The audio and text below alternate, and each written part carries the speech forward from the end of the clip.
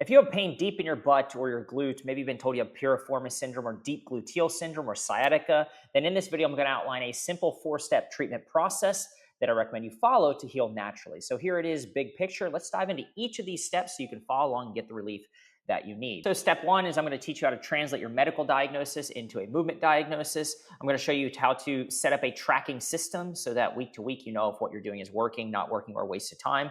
I'm going to show you how to do less to get better faster. Rather than doing all types of stretches and exercises, they won't matter if you're constantly picking the scab and keeping yourself from getting better. And then finally, how to use movement or exercise as medicine, not an entire sheet of exercises. That's a really bad idea because it's like taking a whole bunch of pills at one time. You're never going to know how they're interacting and or what's working versus what's not. So I'll show you how to find one motion and or start with one motion so that you can begin to heal. Now, so step one, translate your medical diagnosis into a movement diagnosis. There's no way you're going to be able to fix this naturally because you don't even know what it is, right? And it's probably sort of scary and gross looking. So this is what the deep glute region would look like. This is someone's piriformis muscle and sciatic nerve. And so rather than trying to unpinch this thing or do funky stuff to this naturally, good luck. Why not just try to fix this, all right? A yucky motion. This is something you can better see, feel, and understand versus this, you can't. So in order to translate your medical diagnosis into a movement diagnosis, we have to find a movement that consistently reproduces your pain, numbness, or tingling, the pain that you feel in your butt, down the leg, wherever it may be. And so I'm going to have you go through some different motions here. And these are the most common motions that somebody with Piriformis Syndrome, Deep Gluteal Syndrome, sort of diagnoses associated with those things might experience pain or problems with. So go through each of these motions, one rep, one time, and I want you to determine, is it yucky or is it not? And if it is yucky, is it low yucky? Not too bad. Is it medium yucky? Somewhere in the middle. Is it high yucky? Hurts really bad. All right, so go ahead and stand on up, and we're going to start with a back bend center. Put your feet shoulder width apart, your hands on your hips, and bend straight backwards. Does that reproduce the pain, numbness, tingling in your butt or down your leg? If the answer is yes, I'll tell you straight up, you don't have Piriformis Syndrome or Deep Gluteal Syndrome. You have a back problem causing your butt pain. If that's the case, this will still help you, this video, so stick around. All right, so we've done that. Is it yucky or is it not? If so, low, medium, or high yuckiness. Now let's check the corners. Twist your trunk to the right, bend straight backwards. Yucky or not? Twist your trunk to the left, bend straight backwards. Yucky or not? Now go ahead and let's perform the next possible yucky motion, or the next most likely yucky motion. Leg raise on the left. Start with your heel on the ground. What you see here is the ending position of the motion. So start with your leg straight, heel on the ground, raise it up on the left side, and then do it on the right side. Is it yucky or is it not? Low, medium, high? And then oftentimes the figure 4 motion is pretty darn painful as well. So go ahead and try the right side, see how that goes, and then the left side. And then rate it low, medium, high, yucky. Now that we have something that is workable, something we can actually aim to and hope to fix naturally versus trying to fix this, step 2, let's help you put into place a tracking system. You could get an x-ray, an MRI, or have somebody cut your butt cheek open week to week to see if things look better, but you're not going to do that. And so why not track your yucky motions as well as some pain triggers or things which aggravate your symptoms so you can see overall, are things moving in the right direction? Are you stuck? Or are things getting worse? So here is what I would recommend. This is an actual screenshot or a snapshot of what I call a private healing log. I work with people all around the world dealing with back, butt, and sciatica problems. And so this is an actual log that I create for people when they decide to work with me to learn how to heal naturally. But you don't have to create something this fancy. You could write this on a napkin, a post-it note, who cares? Put it somewhere. The idea here is that you're tracking 2 things, yucky motions and pain triggers. I asked you to track at least one yucky motion. Maybe when you went through these, you had all of these that were yucky. I don't really care. Track at least one or pick up to 3 yucky motions. So you can see the yucky motions are listed here. And then you have pain triggers. Pick 1 up to 3 pain triggers. Activities, positions, things which aggravate your symptoms. Stairs very commonly aggravate deep gluteal problems. Sitting and driving is also generally very painful, but it could be anything. You could put walking here, you could put hiking, whatever it may be. Now notice there are scores. So earlier I asked you when you were doing the motions in step 1 to rate if they were low yucky, medium yucky, or high yucky. And that's because this is the scale we're going to use. The higher the number, the worse it is. So let's just say that you did a figure 4 right and it was yucky. And I said, well, is it low, medium, or high? And you said, well, it's medium. Then it's going to be a 40, 50, or 60. So you've got 10, 20, 30, 40, 50, 60, 70, 80, 90. And look, don't hurt yourself trying to come up with this number, all right? Simply choose it. Go with your gut. Is it low, medium, or high? And then pick a number in there and just run with it and record it next to the respective yucky motion or pain trigger. Then you add it up and you get some total number. Now, week to week, what's cool, every 7 days, let's just say today is Monday. Well, next Monday, you can look back and you can test your yucky motion just one time to see what happened. Is the score same, better, or worse? And then record your pain triggers.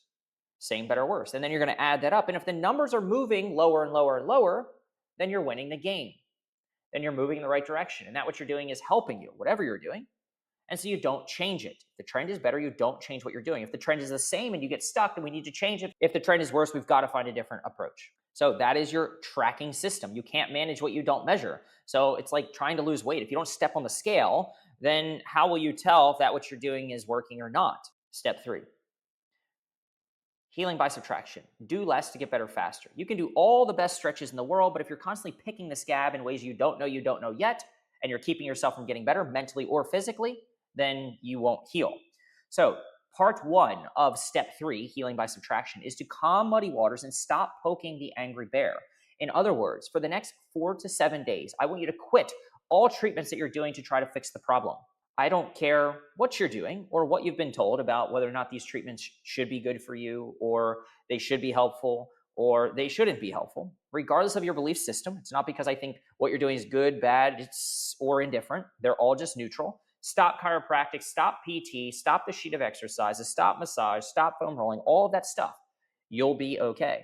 And one of 3 things are going to happen when you calm muddy waters. You're either going to be better, in which case you're going to say, dang it, I was doing something that was keeping me from getting better because when I drop it out, I automatically improve. We're going to have to figure out then what that was. That can give us feedback. You're going to be the same. Charlie, I dropped out all these things and I'm no better, but I'm no worse. That tells me what you're doing is a waste of time. And third, you might end up being worse, in which case something you were doing was actually helping you. And then we can just look at what you were doing and start to be scientific about testing to find what that thing was so we can go back to it and or do more of it. And sort of second part here, stop poking the angry bear. Stop poking your symptoms. Physically, stop taking your thumb, a tennis ball, your fist, having somebody else, family, friend, wife, whoever, push into your butt, push into your leg with the intent of trying to relieve your symptoms. You're only reducing blood supply and oxygen to it, most likely, and you're psychologically reinforcing that there's a problem. Every time you check in with your symptoms, you're reinforcing that you're afraid of this thing or somehow preoccupied by it, in which case this increases the fight or flight response, and it continues to perpetuate this pain, fear, frustration loop, and you get stuck. So don't do that, all right? Part 2 of step 3, healing by subtraction, is to identify things you don't know yet via a process I call morphing motions. So I want you to take the motions from step 1.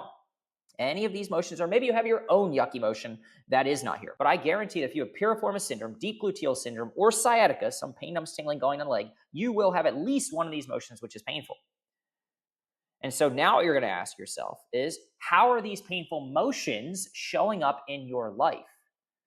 And so morph these painful motions into life to help identify things you don't know yet that aggravate your pain and keep you from healing. Then you're going to stop what you can, if it's possible, and or tweak / modify or change these positions or activities for more comfort so that you stop picking the scab.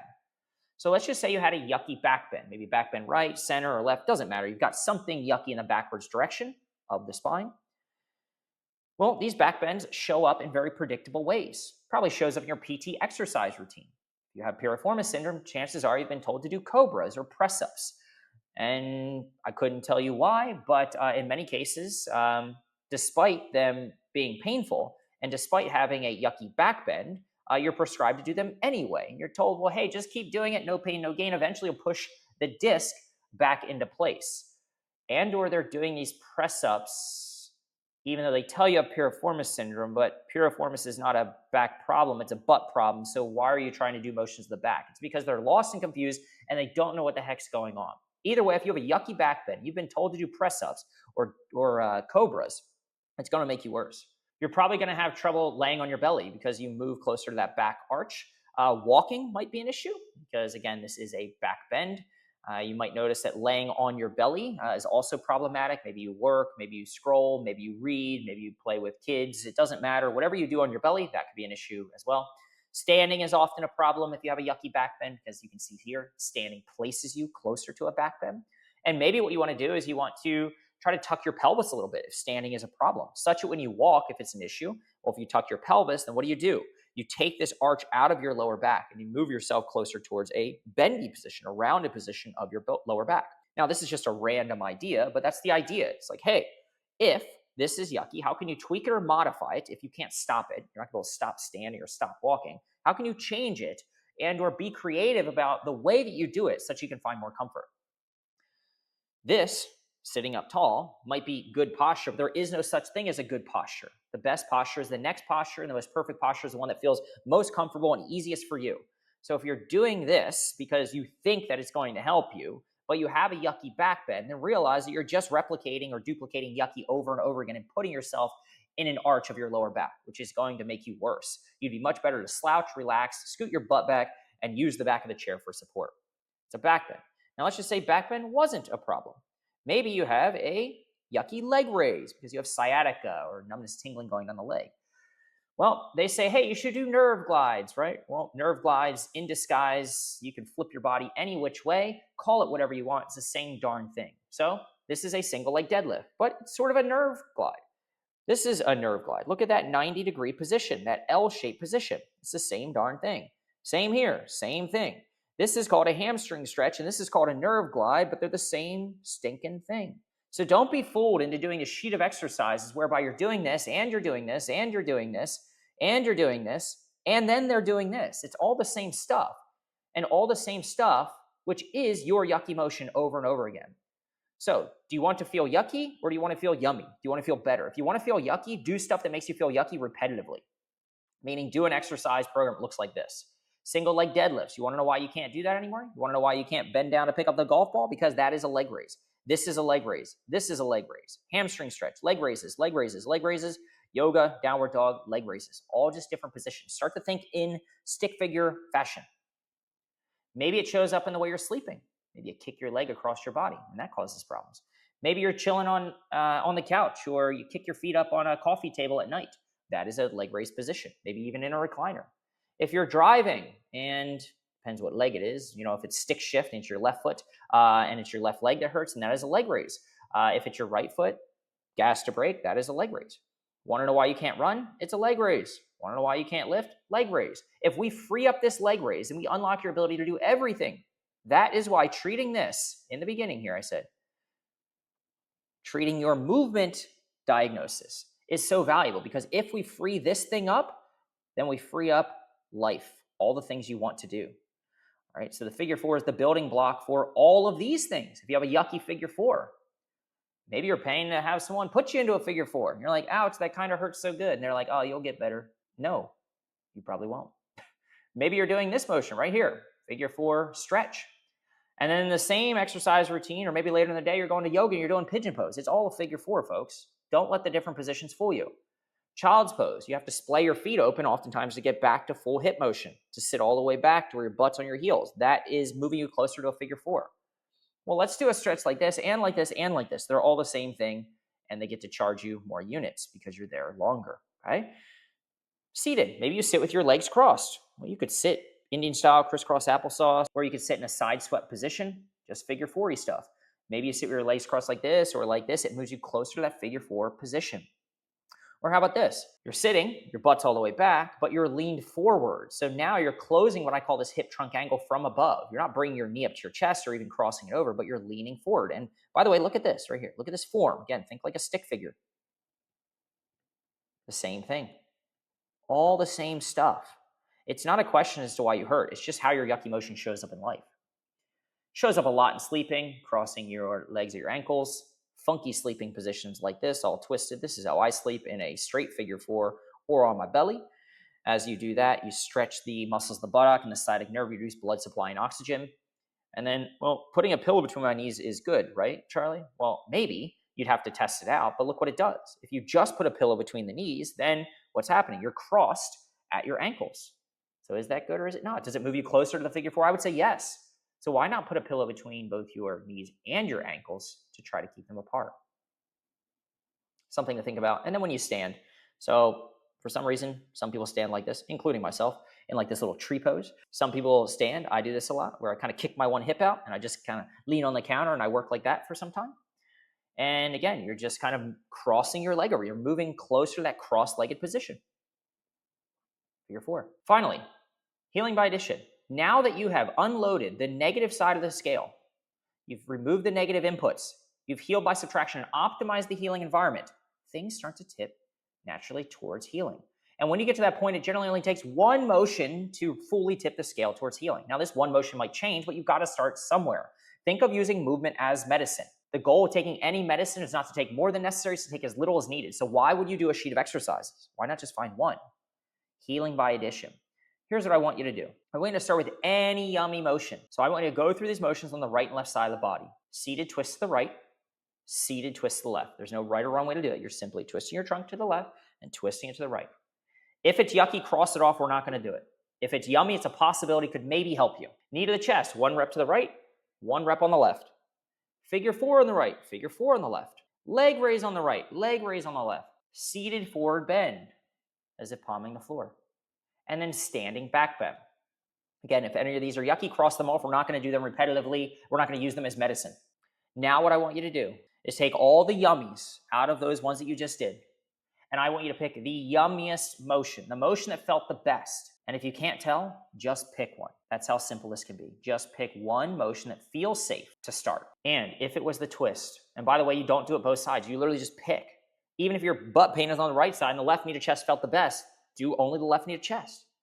Now your brain's going to do all kinds of weird things. It's going to start to be like, well, that doesn't make sense. What about this? Forget about it. It doesn't have to make sense. Adopt a scientist mindset and just start testing things. If a twist is something that feels best, pick the right or pick the left, whichever feels the best. 2 times 20 reps, 2 times a day as needed. If knee to chest felt best, 3 times 30-second holds, 3 times a day as needed. If figure 4, same prescription. If leg raise, 2 times 15 reps, 3 times a day as needed. If seated forward bend, 3 times 30-second holds, 4 times a day as needed. And if back bends, 1 set of 10 reps, 4 times a day as needed. Now, as needed, what's all this about? Take medicine when it makes most sense. If your symptoms are worse right when you roll out of bed, maybe you can do something right in bed and you do this movement and take it as medicine before you get out of bed or sitting on the edge of your bed. If you feel no pain when you wake up, but then symptoms really start to kind of flare up at 7, 8 o'clock at night, then don't take your movement or do your exercise at 6 in the morning. Do it at 5:30, 6 p.m. at night when it makes most sense. And then what I want you to do is I want you to stick with this one motion for the next week. The only reason you would stop it is if it becomes yucky or for some reason something weird happens and it makes you worse. Then what you do, remember, go back to the tracking system. Retest your yucky motion just one time. Rescore your pain triggers. Add everything up. And if you're headed in a better direction, you don't change it. I don't care if it makes sense to you or not. You don't change it. If you're same, then we need to try another motion. And if you're worse, we definitely need to try a different input, a different motion, a different approach in general. All right, so there you have it. Translate your medical diagnosis, all this stuff, which looks scary and ugly, into something that you can see, feel, and understand. Something you can tangibly aim to improve. Use that to track over the weeks such you can tell if what you're doing is working or not working. Do less to get better faster. Remove the negative inputs. Add in some positive inputs. Motion as medicine. Treat it as medicine. Optimize the prescription. Do it whenever it makes most sense. And before you know it, you'll start to feel better. Now, let me know your thoughts below. Was this helpful? You can always check out my other videos on this topic if you want to learn how to heal your butt pain naturally. Thanks so much, everyone. Chat soon.